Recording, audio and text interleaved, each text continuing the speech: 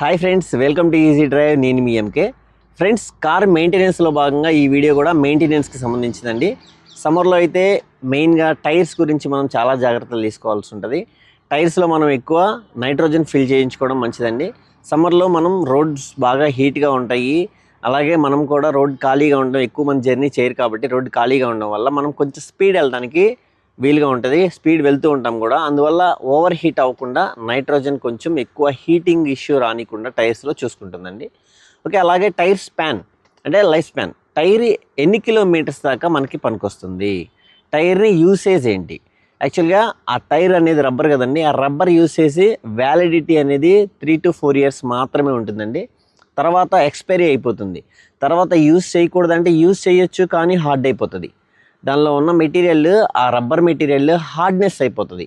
అందువల్ల దానికి ఒక సమ్ వ్యాలిడిటీ ఉంటుంది కదా ప్రతిదానికి. అలాగే ఆ టైర్కి ఉన్న వ్యాలిడిటీ 3 to 4 years మాత్రమే. 3 yearsకే ఎక్స్పైర్ ఉంటుంది. కొన్ని 3.5 4 years అక్కడ దాకా ఉంటాయి.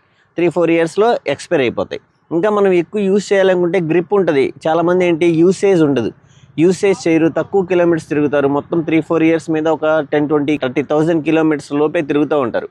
అలాంటప్పుడు టైర్స్ హార్డ్ అవుతాయి. గ్రిప్ ఉంటుంది కదా, వాడదాం అనుకుంటారు, కానీ హార్డ్ అవడం వల్ల బ్రేకింగ్ పడే ఛాన్స్. వర్షాకాలంలో బ్రేకులు వేసినప్పుడు టైర్స్ హార్డ్గా ఉండడం వల్ల స్కిడ్ అవుతూ ఉంటాయండి. అందువల్ల దాని వ్యాలిడిటీ ఉన్నంత వరకు యూజ్ చేసుకోవడం మంచిది.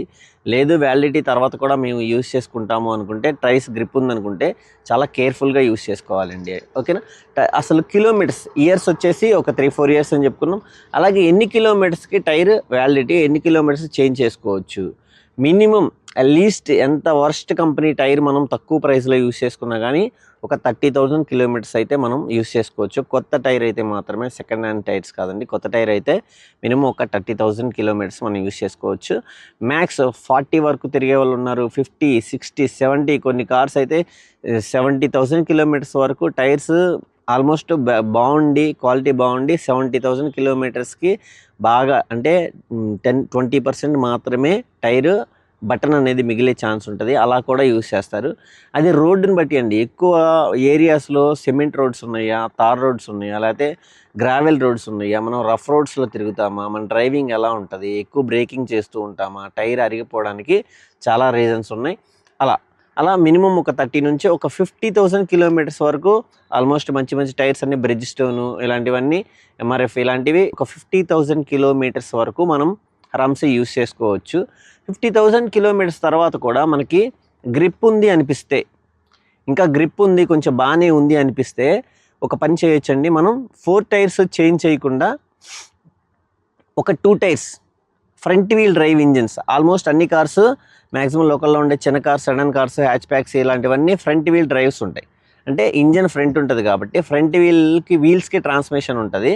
ఫ్రంట్ వీల్ డ్రైవ్స్ ఉండే కార్స్ అన్నీ ఇంజన్ ఫ్రంట్ వీల్ కాబట్టి ఫ్రంట్ 2 wheels చేంజ్ చేసుకొని, టోటల్ 4 wheels చేంజ్ చేయకుండా ఫస్ట్ ఫ్రంట్ 2 wheels చేంజ్ చేసేసుకొని ఆ టైర్స్ని మనం దాచుకొని ఇంట్లో ఉంచుకొని, బ్యాక్ వీల్స్, ఫ్రంట్ వీల్స్ కొత్త వేయించేసుకొని, బ్యాక్ వీల్స్ కూడా ఇంకొక 10,000 kilometers తిరిగేసి, తర్వాత ఇంట్లో ఉన్న ఫ్రంట్ తీసేసిన పాత టైర్స్ ఉంటాయి కదండి, ఆ పాత టైర్స్ వెనకాలే చేంజ్ చేసి ఒక 10,000 kilometers తిరగచ్చు. అంటే మనం కొత్త టైర్స్ వేయించిన తర్వాత కూడా బ్యాక్ ఉన్న పాత తీసేసిన టైర్స్తో 20,000 kilometers మనం రన్ చేయొచ్చు. ఇది ఒక సింపుల్ టెక్నిక్.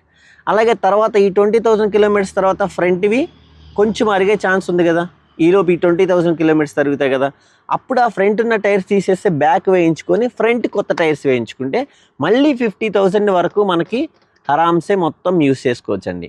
ఓకేనా. అంటే మనం 1,00,000 kilometersకి మనం 50,000కి ఒక సెట్ వేసుకున్నా కానీ 1,00,000 kilometersకి 8 టైర్స్ బదులు మనం 6 టైర్స్తో మేనేజ్ చేయొచ్చు.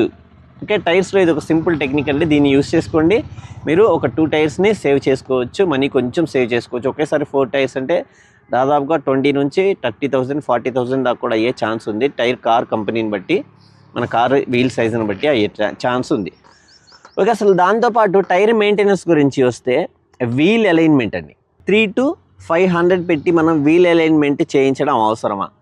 అసలు వీల్ అలైన్మెంట్ ఎన్ని కిలోమీటర్స్కి చేయించాలంటే, వీల్ అలైన్మెంట్ కారు ఏదైనా కానండి, వీల్ అలైన్మెంట్ అనేది ఎవ్రీ 5,000 kilometersకి వీల్ అలైన్మెంట్ చేయించుకోవాలి. అలాగే ఒక 10,000 kilometersకి ఒకసారి వీల్ బ్యాలెన్సింగ్ అంటే ఇప్పుడు చూడండి వీల్ ఎక్కువ ఎక్కడైతే ఆ వీల్లో టైర్లో ఒకే చోట అరగడం కనుక స్టార్ట్ అయ్యింది అంటే వీల్ బ్యాలెన్స్ అంటే దాన్ని వెయిట్ బ్యాలెన్స్ అవ్వదు. వెయిట్ ఒక్కొక్క చోట వెయిట్ తగ్గే ఛాన్స్ ఉంది, ఒక్కొక్క చోట పెరిగే ఛాన్స్ ఉంది. అలా వెయిట్ బ్యాలెన్స్ లేకపోవడం వల్ల తాడు చివర ఒక రాయి కట్టేసి ఇలా తిప్పితే ఎలాగ వెయిట్ బ్యాలెన్స్ చేసుకుంటూ తిప్పుతామో అలాగే అది బ్యాలెన్స్ చేయడం కష్టమవుతుంది. అన్ని టైర్స్ ఒకలాగా ఉండి ఒక వీల్ ఒకటే తేడాగా ఉంటే మన కారు లెఫ్ట్ కానీ రైట్కి కానీ లాగేస్తూ ఉంటుంది. ఓకే, అలాంటప్పుడు మనము 10,000 కిలోమీటర్స్ ఒకసారి వీల్ బ్యాలెన్సింగ్ చేయించుకోవాలి. ఎవ్రీ 5,000కి మనం వీల్ అలైన్మెంట్ చేయించుకోవడం చాలా ఇంపార్టెంట్ అండి. 5,000 కిలోమీటర్స్కి 500 పెట్టి వీల్ అలైన్మెంట్ అంటే చూడండి చాలా తక్కువ కాస్ట్ పడుతుంది. ఒక కిలోమీటర్కి ఒక 10 పైస్ కూడా పడట్లేదు. అలా మనం వీల్ అలైన్మెంట్ చేయించుకోవడం వల్ల బెనిఫిట్స్ చాలా ఉన్నాయండి. వీల్ అలైన్మెంట్ చేయించుకోకపోతే టైర్ మన గుంటలో పడినప్పుడు వీల్ అలైన్మెంట్ ఎందుకు పోతుంది అంటే మనం స్పీడ్ బ్రేకర్స్ హార్డ్గా ఎక్కించిన, ఏదైనా వెయిట్ బ్యాలెన్స్ మొత్తం ఒక సైడ్ ఒక గుంటలో పడినా, ఒక రాయి స్పీడ్గా ఎక్కించిన, రోడ్ మిడ్లో ఉండేటటువంటి రిఫ్లెక్టర్స్ ఉంటాయి కదా, అవి కంటిన్యూగా టప్ప టప్ప టప్ప టప్ప అని ఎక్కించుకుంటూ వెళ్తారు కొంతమంది, అంటే తెలియక, కావాలని కాదు. అలాంటి ప్రాబ్లమ్స్ వల్ల స్పీడ్గా వెళ్ళి ఒక గుంటలో కానీ ఒక స్పీడ్ బ్రేకర్ కానీ ఎక్కించడం వల్ల మనకి వీల్ బ్యాలెన్సింగ్ అనేది పాడైపోతుందండి. ఆ వీల్ బ్యాలెన్సింగ్ పాడైపోవడం వల్ల మనం 5,000కి ఒకసారి కానీ చేయించుకోకపోతే 5,000కి మస్ట్ అండ్ షుడ్ అండి 5,000 చేయించుకోవడం చాలా మంచిది. చేయించుకోకపోతే వీల్ షేప్ అనేది చేంజ్ అవుతుంది. ఇప్పుడు చూడండి 4 వీల్స్ ఇలా ఉంటేనే చక్కగా స్ట్రైట్గా 4 వీల్స్ ఇలా ఉంటాయి. ఒక వీల్ కనుక ఇలా ఉన్నా, ఒక వీల్ ఇలా ఉన్నా కొంచెం దాని షేప్ అనేది కొంచెం చేంజ్ అవుతుంది. ఆ డైరెక్షన్ చేంజ్ అవ్వడం వల్ల అది ఒక సైడ్కి అరగడం, ఒక సైడ్కి ఇలా క్రాస్గా తిరగడం అలాంటివి జరుగుతాయి. అలా జరగడం వల్ల మనకి వీల్ టైర్స్ ఒకటి ఒక సైడ్కి అరిగిపోవడం ఒకటి, ప్లస్ అలాగే లోయర్ ఆర్మ్స్ అయిపోతాయి, కనెక్టింగ్ రాడ్స్ అవి పోతాయి. సస్పెన్షన్ మీద ఇప్పుడు చూడండి ఒక వీల్ అలా షేక్ అవుతూ తిరగడం వల్ల ఆ సస్పెన్షన్ మీద మొత్తం అంతా సస్పెన్షన్ మీద వెయిట్ పడిపోతుంది. వీల్ అలాగే మన బాడీ వెయిట్ అంతా ఒక సైడ్ పడిపోయి ఆ సస్పెన్షన్ ఒకటి పాడైపోయింది అనుకోండి, ఒక సైడ్ పాడయ్యి 3 సైడ్స్ బాగుంటే కనుక అది బ్యాలెన్స్ అవ్వదు, బ్రేకింగ్లో ఇష్యూ ఉంటుంది. అలాగా చాలా ఇష్యూస్ నేను చెప్పినవి కొనేనండి, నేను చెప్పనివి నాకు కూడా తెలియనివి ఇంకా చాలా ఉంటాయి. కాబట్టి సింపుల్గా ఒక 500 పెట్టి 5,000 కిలోమీటర్స్కి వీల్ అలైన్మెంట్ చేయించుకోవడం చాలా ఇంపార్టెంట్ అండి. అలానే మనం ఇంకా నెక్స్ట్ పాయింట్కి వచ్చేసి హీటింగ్ ఇష్యూ, కూలెంట్ అండి. మన కూలెంట్ అనేది సమ్మర్లో కూలెంట్ చెక్ చేసుకోవడం చాలా ఇంపార్టెంట్. సపోజ్ మన కూలెంట్ మొత్తం ఈ రేడియేటర్ ఇప్పుడు చూడండి, coolant engine, gear box, engine oil, engine మొత్తం ఫ్రిక్షన్, ఇంజిన్ రన్ అవ్వడం వల్ల ఆ హీట్ అనేది ప్రొడ్యూస్ అయ్యి రేడియేటర్ దగ్గర నుంచి ఒక ఆ ఫ్యాన్ గాలి వెళ్ళేసి ఇంజిన్ మీదకి వెళ్ళేసి కూల్ చేసుకొని ఈ రేడియేటర్లో ఉన్నటువంటి కూలెంట్ని కూల్ చేసుకొని మళ్ళీ కూలెంట్లోకి ట్యాంక్లోకి వచ్చేసి మళ్ళీ ట్యాంక్లోంచి కూలెంట్ రేడియేటర్లోకి వెళ్ళేసి ఇలా సర్క్యులేట్ అవుతూ ఉంటుంది. ఇలా సర్క్యులేట్ అయ్యి ఇంజిన్ని కూల్ చేస్తూ ఉంటుంది. ఓకే, కూలెంట్ ట్యాంక్లో ఓన్లీ కూలెంటే పోయాలా లేదంటే వాటర్ కూడా పోయొచ్చు అంటే 50-50 అండి. 50% కూలెంట్ ఉంటుంది, 50% వాటర్. ఓన్లీ వాటర్ పోస్తేనేమో త్వరగా కూల్ అయిపోయి త్వరగా హీట్ అయిపోతాయి. మనం కూలెంట్ మిక్స్ చేయడం వల్ల యూజ్ ఏంటి అంటే మన కార్కి ఆ కూలెంట్ అనేది హీట్ని అబ్జర్వ్ చేసుకుంటుంది, కానీ హీట్ని తొందరగా రిఫ్లెక్ట్ చేసే గుణం కూలెంట్కి కొంచెం తక్కువ ఉంటుందండి. అబ్జర్వ్ చేసుకునే గుణం మాత్రమే ఉంటుంది. అలాగే వాటర్కి త్వరగా అబ్జర్వ్ చేసుకుంటుంది, త్వరగా రిఫ్లెక్ట్ చేస్తుంది. కాబట్టి మనం 50-50% యూస్ చేసుకోవచ్చు, లేదంటే 70% కూలెంట్ యూస్ చేసుకొని ఒక 30% యూస్ చేసుకోవచ్చు వాటర్. అలానే ఇప్పుడన్నా కూలెంట్ తగ్గింది అంటే కనుక మనం కూలెంట్ మాత్రమే పోయే అవసరం లేదు, మంచి RO water, mineral water, RO water అయినా పోసేయచ్చు, అది సేఫేనండి. పంపులో వాటర్, ట్యాప్ వాటర్ పోయకూడదండి. ఓకే, దాంట్లో నలకలు, సాల్ట్ ఉండే ఛాన్స్ ఎక్కువ ఉంటుంది. కాబట్టి ఆర్ఓ వాటర్ కానీ మినరల్ వాటర్ కానీ యూస్ చేసుకోవడం మంచిది. అలానే మనం నెక్స్ట్ పాయింట్కి వెళ్ళేసరికి గేర్ బాక్స్ ఆయిల్ అండి. Okay, gear box oil, engine oil వినుంటారు కానీ గేర్ బాక్స్ ఆయిల్ అనేది మనం చేయించుకోవాలి. ఎప్పుడు చేయించుకోవాలి? ఓకే, గేర్ బాక్స్ ఆయిల్ అనేది ప్రతి 60,000 కిలోమీటర్స్ దగ్గర నుంచి 90,000 కిలోమీటర్స్ వరకు మనం గేర్ బాక్స్ ఆయిల్ ఆ మిడిల్ పీరియడ్లో చేయించుకోవాలండి. ఓకే, మనం అదే ఆటోమేటిక్ కార్ అయితే కనుక దగ్గర 90,000 కిలోమీటర్స్ దగ్గర నుంచి 1,20,000 కిలోమీటర్స్ దగ్గర చేయించుకోవచ్చు. ఇది ఇంత లాంగ్ పీరియడ్ ఎందుకు? అదే ఇంజిన్ ఆయిల్ అయితే చూడండి, ప్రతి కార్కి ఆల్మోస్ట్ ఇంజిన్ ఆయిల్ 10,000 కిలోమీటర్స్కి ఇంజిన్ ఆయిల్ చేయించుకోవాలండి. ఇప్పుడు వచ్చే కొన్ని కార్స్కి కొన్ని companies like Volkswagen, Skoda ఇలాంటి కార్స్కి 20,000 కిలోమీటర్స్కి కూడా ఇంజిన్ ఆయిల్ చేంజ్ చేసుకోవచ్చు అండి. ఇంకా కొంచెం మంచి ఓలో అలాంటి వాటికి వెళ్తే ఇంకా లాంగ్ పీరియడ్ ఉంటుంది. అలాగే ఇప్పుడు ఇంజిన్ ఆయిల్ 10,000 కిలోమీటర్స్ కనుక జనరల్ చెకప్ 10,000 కిలోమీటర్స్కి అది ఓవర్ హీట్ అవుతుంది, మళ్ళీ కూల్ అవుతుంది. మనం కార్ ఆపేస్తే కూల్ అవుతుంది, మళ్ళీ మనం రన్ చేసినప్పుడు హీట్ అవుతుంది. సో మన ఇంట్లో వంట చేసినప్పుడు కూడా ఇప్పుడు లైక్ డీప్ ఫ్రైస్ అండి, డీప్ ఫ్రైస్ ఆ ఆయిల్ హీట్ అవుతుంది, మళ్ళీ కూల్ అలా చేయడం వల్ల దాని కలర్ ఎలా చేంజ్ అయిపోతుందో 1 or 2 టైమ్స్ యూస్ చేసినప్పటికీ, అదే మనం కార్లో ప్రతిరోజు యూస్ చేస్తుంటే చూడండి ఆ ఆయిల్ అనేది ఎంత ఓవర్ హీట్ అవుతుంది, మళ్ళీ కూల్ అవ్వడం, హీట్ అవ్వడం, కూల్ అవ్వడం వల్ల దాని కలర్, దానిలో అటువంటి డెన్సిటీ అంతా తగ్గిపోయి అది మడ్గా ఒక పేస్ట్ లాగా తయారైపోతుందండి. అందుకనే మనం ఇంజిన్ ఆయిల్ ఎవ్రీ 10,000 కిలోమీటర్స్కి మార్చుకోవాలి. 8,000కి మార్చుకుంటే ఇంకా చాలా మంచిది. మన కార్ ఇంజన్ చాలా బాగుంటుంది 8,000 కిలోమీటర్స్కి. లేదంటే మంత్స్ ప్రకారం చూసుకుంటే ఒక 6 నుంచి 8 మంత్స్ లోపు మనం చేంజ్ చేసేసుకోవచ్చు. అలా గేర్ బాక్స్ ఆయిల్ అయితే హీట్ అవ్వదండి. ఇప్పుడు ఇంజిన్ ఆయిల్ అయితేనేమో హీట్ అయ్యి మళ్ళీ కూల్ అవుతుంది. అదే గేర్ బాక్స్ ఆయిల్ అయితే హీట్ అవ్వదు, జస్ట్ అక్కడ ఫ్రిక్షన్, అక్కడ మెటల్ పార్ట్స్, ఆ వీల్స్ అనేది ఇలా తిరిగి రాసుకోవడం వల్ల ఫ్రిక్షన్ జరుగుతుంది.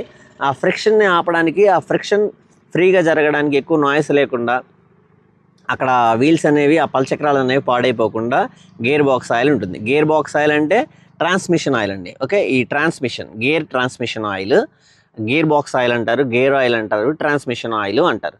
ఇది మనకి ఎప్పుడు మార్చారో తెలీదు. సర్వీస్కి వెళ్ళినప్పుడు జనరల్గా మార్చరు, మనం చెప్తే మారుస్తారు. మన కారు సపోజ్ సెకండ్ హ్యాండ్ అనుకోండి, మీరు గేర్ బాక్స్ ఆయిల్ చేంజ్ చేయించుకోవడం మంచిది. వాళ్ళు ఎప్పుడు చేంజ్ చేశారో తెలీదు, మనం చేంజ్ చేసుకోవడం మంచిది. లేదు మనం కొత్త కారే యూస్ చేస్తాం, రీసెంట్గా మీకు తెలిసి ఒక 2-3 సంవత్సరాల నుంచి మార్చలేదు అనుకోండి, గేర్ బాక్స్ ఆయిల్ మార్చుకుంటే మంచిది. సింపుల్గా గేర్ బాక్స్ ఆయిల్ పెద్ద కాస్ట్ ఏమి ఉండదండి. ఒక 1000 నుంచి 2000 లోపు gear box oil plus change చేయడం, టోటల్గా వర్క్ కూడా ఫినిష్ అవుతుంది. గేర్ బాక్స్ ఆయిల్ చేంజ్ చేసుకోవడం చాలా మంచిది. ట్రాన్స్మిషన్ పాడైపోకుండా ఉంటుంది. గేర్స్ వేసేది దాంతోనే కాబట్టి అక్కడ ఫ్రిక్షన్ జరుగుతుంది కాబట్టి దాన్ని మనం మార్పించుకోవడం చాలా మంచిదండి. ఇంకొక లాస్ట్ పాయింట్ చెప్పుకుందామండి. ఈ పాయింట్లో మనం చెప్పుకోబోయేది ఇంజన్ వార్మప్. ఓకే, మనం కార్ మార్నింగ్ స్టార్ట్ చేసినప్పుడు కొంచెం స్టార్ట్ చేయగానే నార్మల్గా వెళ్ళి మనం ఎక్కడన్నా డ్రైవ్ చేసి ఒక పక్కన ఉంచినప్పుడు, స్టాప్ చేసినప్పుడు అది సౌండ్ కొంచెం నాయిస్, అంటే ఇంజన్ రెవల్యూషన్స్, ఆర్పిఎం నియర్లీ 1 ఉంటుంది. కానీ మనం మార్నింగ్ కార్ స్టార్ట్ చేసి అలా వదిలేయగానే జమ్ అని కొంచెం హై రెవల్యూషన్స్ చేస్తుంది, అంటే కొంచెం ఆర్పిఎం ఎక్కువ రైజింగ్లో ఉంటుంది. అలాగ మనం ఒక 10 నుంచి 15 సెకండ్లు వదిలేయాలి దాన్ని. అలా వదిలేయడం వల్ల అది సౌండ్ ఎక్కువ ఎందుకు వస్తుందంటే, మనం ఇంజిన్ ఆయిల్ అడుగున ఎక్కడో ఉండిపోతుంది కదా, అంత సర్క్యులేషన్ అవ్వదు. ఆ ఇంజిన్ ఆయిల్ సర్క్యులేట్ అవ్వడానికి కొంచెం ఒక టైం తీసుకుంటుంది. సర్క్యులేట్ అవ్వకుండా స్టార్ట్ చేసినప్పుడు కొంచెం అడుగున ఉంటుంది కాబట్టి ఆ పార్ట్స్ దగ్గర ఎక్కువ ఖాళీ ఉంటుంది. ఇంజిన్ ఆయిల్ ఏమో అడుగున ఉంటుంది, అక్కడ ఎయిర్ ఉంటుంది కదా, అందుకని చెప్పేసి ఖాళీగా ఉండేది తిరగడం వల్ల కొంచెం నాయిస్ ఎక్కువ వస్తుంది, ఆర్పిఎం ఎక్కువ, స్పీడ్గా తిరుగుతుంది ఇంజిన్. అదే ఆయిల్ అడ్డముంది అనుకోండి, ఆయిల్ వెళ్ళి స్ప్రెడ్ అయింది అనుకోండి, ఆయిల్ని కూడా తిప్పాలి కాబట్టి, ఇంజిన్ స్ప్రెడ్ చేయాలి కాబట్టి కొంచెం నార్మల్ స్పీడ్కి వస్తుంది. ఓకే, కాబట్టి మనం ఒక 10 నుంచి 15 సెకండ్లు ఇంజిన్ ఆన్ చేయగానే ఒక 10 నుంచి 15 సెకండ్లు ఉంచడం వల్ల మన ఇంజిన్ లైఫ్ అనేది చాలా బాగుంటుందండి. ఇంజిన్ కండిషన్ బాగుంటుంది. అన్ని పార్ట్స్కి ఇంజిన్ ఆయిల్ సర్క్యులేట్ అయ్యి, స్ప్రెడ్ అయ్యి, ఇంజిన్ లోపల మొత్తం ప్రతి పార్ట్కి స్ప్రెడ్ అయ్యి స్మూత్నెస్, అంటే అక్కడ సర్క్యులేట్ జరిగేసి అక్కడ మొబిలిటీ అనేది ఏర్పడుతుంది. అక్కడ ఫ్రిక్షన్ అనేది జరగకుండా ఐరన్కి మధ్యలో ఈ ఇంజిన్ ఆయిల్ స్ప్రెడ్ అవ్వడం వల్ల అక్కడ స్మూత్నెస్ వస్తుంది.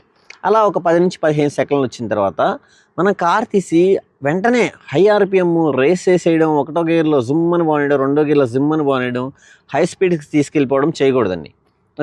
ఓకే, కనీసం ఒక 10 నుంచి 15 కిలోమీటర్లు స్మూత్గా, అంటే మినిమం ఒక 30, 40, 50 ఈ రేంజ్లో స్మూత్గా, ఎక్కువ ఆర్పిఎం రేస్ చేయకుండా స్మూత్గా వెళ్ళేలాగా, స్మూత్గా అలా క్లచ్ మీద నెక్స్ట్ గేర్ వేసుకోవడం వల్ల లైట్ ఆర్పిఎం యూస్ చేసుకుంటా స్మూత్గా వెళ్ళేలాగా చూడాలి.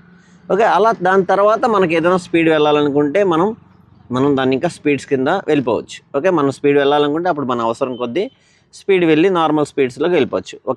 అప్పుడు కూడా ఒకేసారి 100 వెళ్ళా, 100, 120 కాకుండా కొంచెంగా 80, 90 అట్లా వెళ్ళిపోయి మనం హైవే కనుక ఉంటే మనం వెళ్ళాలనుకున్న స్పీడ్ రీచ్ అయిపోవచ్చు. ఓకే, దానివల్ల ఇంజిన్కి చాలా మంచిదండి. ఓకే ఫ్రెండ్స్, కార్ మెయింటెనెన్స్ వీడియోస్లో భాగంగా ఈ వీడియోలో ఈ టిప్స్తో నేను ఈ వీడియో ఫినిష్ చేస్తున్నానండి. నేను డ్రైవింగ్తో పాటు ఈ టిప్స్ కూడా ఎందుకు ఇస్తూ నేను కార్ మెయింటెనెన్స్ గురించి కూడా ఎందుకు చేస్తున్నానంటే, మినిమం చిన్నగా నాలెడ్జ్, అంటే కొంచెం నాకున్న నాలెడ్జ్ని మీకు కూడా కొంచెం షేర్ చేసుకుంటూ కార్ డ్రైవింగ్ మాత్రమే కాకుండా కార్ గురించి, కార్ పార్ట్స్ గురించి, కార్ మొబిలిటీ గురించి, ఇంజన్స్ గురించి, వీటి గురించి కూడా కొంచెంగా బ్రీఫ్గా నాలెడ్జ్ ఇచ్చుకుంటూ వెళ్తున్నానండి, మీకు కూడా కార్ గురించి క్లియర్గా అర్థం అవ్వడం కోసం. ఓకే, నేను చేసే ఈ ప్రయత్నం మీకు నచ్చినట్లయితే, ఈ పాయింట్స్ కనుక మీకు నచ్చుతూ ఉన్నట్లయితే, నేను ఇచ్చే టిప్స్ మన వీడియోని లైక్ చేయండి. ఓకే, మీకు ఏదన్నా డౌట్ ఉంటే కనుక ఖచ్చితంగా కామెంట్ చేయండి. వాటి గురించి కూడా నేను టాపిక్స్తో వీడియో చేయడానికి ట్రై చేస్తానండి. Okay, thank you friends, thank you for watching.